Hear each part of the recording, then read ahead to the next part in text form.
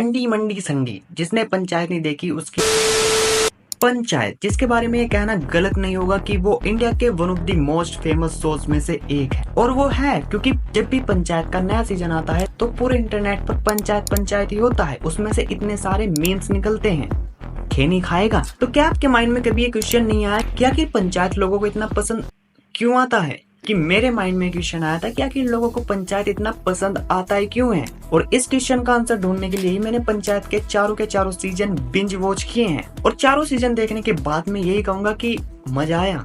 I mean that was amazing, मजा आ गया भाई। और जब मैंने बिंज वॉच किया तो मैंने कुछ पॉइंट्स भी निकाले जिनकी वजह से लोगों को इतना पसंद आता है। अब वो पॉइंट्स क्या है ये तो हम आगे वीडियो में जानेंगे ही, सो लेट्स गो।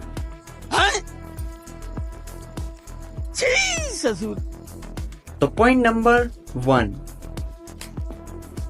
गजब बेइज्जती है। Point number 1, relatability. तो पंचायत की स्टोरी क्या है? इसमें हमको एक बंदा देखने को मिलता है जो कि सिटी में रहने वाला है, फिर उसकी जॉब लग जाती है एक छोटे से गांव में जहाँ की पंचायत का वो सचिव बन जाता है, जिसको इंग्लिश में सेक्रेटरी भी कहते हैं। सबसे पहले देख रहा है विनोद, अंग्रेजी बोल बोल के कैसे बात को घुमाया जाता है। एंड उसके बाद फिर उसके साथ वहाँ क्या क्या प्रॉब्लम्स आती है, उसी पर एक एंथोलॉजी टाइप इसका सीजन 1 और सीजन 2 बनाया हुआ था। लेकिन सीजन 3 के बाद से एक इन्होंने प्रॉपर स्टोरी बिल्ड की है जो कि वो भी बढ़िया है। अब इसमें रिलेटेबल चीज ये है कि अगर आप गांव से हो या कभी अपने गांव गए हो तो इसमें जो भी गांव को लेकर चीजें दिखाई हुई है सब की सब एक्यूरेट है और आप उनसे रिलेट कर पाओगे। जैसे कि मैं खुद गांव में रहता हूँ तो इस सीरीज को देखते हुए मैंने खुद रिलेट किया है कि भाई ये होता है गाँव में, मतलब गाँव में ऐसा ही होता है। बात बात पर चाय बन जाना या एक सरकारी मकान लेने के लिए दूसरे झोपड़े में जाकर रहना, और जो गाँव के प्रधान है यानी कि ऑब्वियसली लेडीज ही होंगी, उनको कभी प्रधान ही ना मानना, उनके पति ही प्रधान है।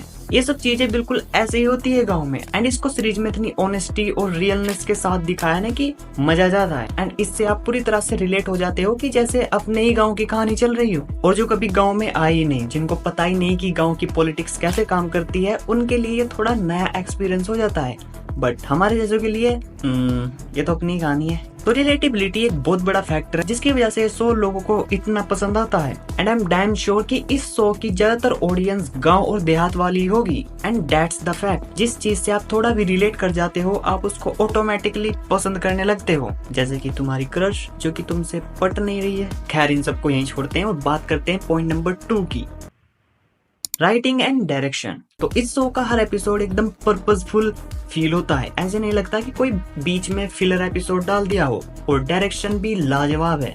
इसके ऊपर से अगर हम बात करें इस सीरीज की राइटिंग की तो उसको तो एकदम क्रिस्प और टाइट रखा हुआ है, जिससे कि होता क्या है कि शो आपको कभी बोर नहीं करता और उसकी पेसिंग भी एकदम एक्यूरेट होती है। तो बढ़िया डायरेक्शन, बढ़िया राइटिंग एंड बढ़िया शो। और इसके बाद बात करते हैं पॉइंट नंबर 3 की, जो कि है रियल ह्यूमर और इमोशंस। इस शो का ह्यूमर तो कमाल का है ही, गजब बेइज्जती से लेकर कीजिए मीटिंग, खेलिए मीटिंग, करते रहिए मीटिंग, आल हुआ आप मीटिंग, सब कुछ बढ़िया है। लेकिन जो इस सीन्स में इमोशंस ऐड करते हैं, टाइम आपका दिल सच में गदगद करने लगता है कि ये क्या हो गया। सीजन 4 में एक सीन है जिसमें कि वो वोट मांगने के लिए गांव में फिर रहे होते हैं दोनों पार्टीज, फिर एक जगह पर वो टकराते हैं। पहले तो वो सीन बहुत ज्यादा एकदम हिलेरियस होता है, ह्यूमरस होता है, बट उसके बाद ही वहाँ पर कुछ ऐसा होता है जिसमें कि जो क्रांति देवी है वो विकास की बहू को कुछ कह देती है एंड वो पूरा सीन एकदम इमोशनल सीन बन जाता है। एंड जो वो ट्रांजेक्शन था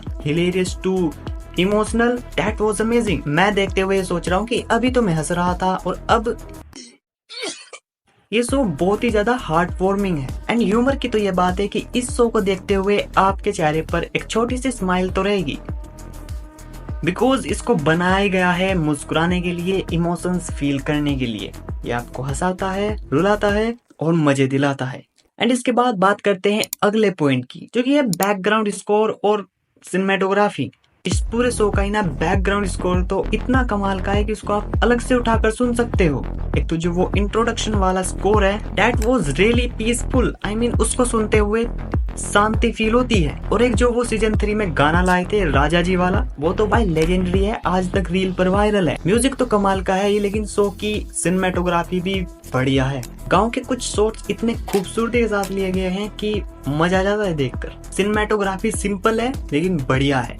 और अब इसके बाद बात करते हैं पॉइंट नंबर 5 की, जो कि है strong characters and best actors. पहले बात करते हैं एक्टर्स की। इस शो के जो एक्टर्स हैं उन्होंने अपने रोल को इतने परफेक्टली प्ले किया है ना कि आप डिफरेंशिएट नहीं कर सकते कि ये उसी गांव के हैं या एक्टर्स हैं। मतलब एक एक एक्टर ने अपने कैरेक्टर को इतने स्ट्रांगली पकड़ा हुआ है कि आप उनकी कन्वर्सेशंस, उनके जो फाइट्स हैं उनमें खो जाते हो, जैसे कि ये आपके ही पड़ोस में कोई दूसरी फाइट हो रही है। उनके बोलने के लहजे से लेकर चलने के तरीके तक सब कुछ एकदम एक्यूरेट है, जैसे कि गांव में लोग होते हैं।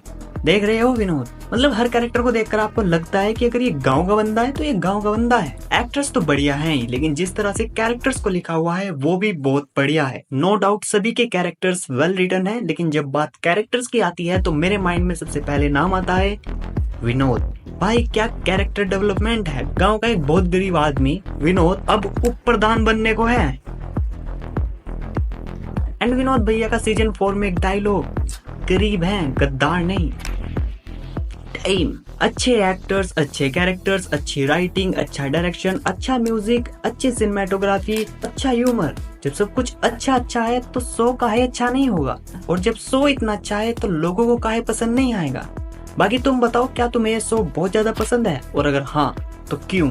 Tell me the reason. और अगर अब तक ये शो नहीं देखा तो भाई जाकर देखो, किसका इंतजार कर रहे हो? मस्त शो है।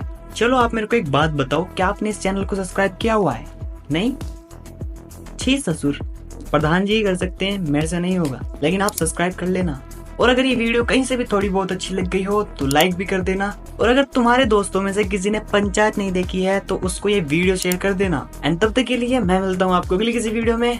जय हिंद, वंदे मातरम, bye, and you are OGs.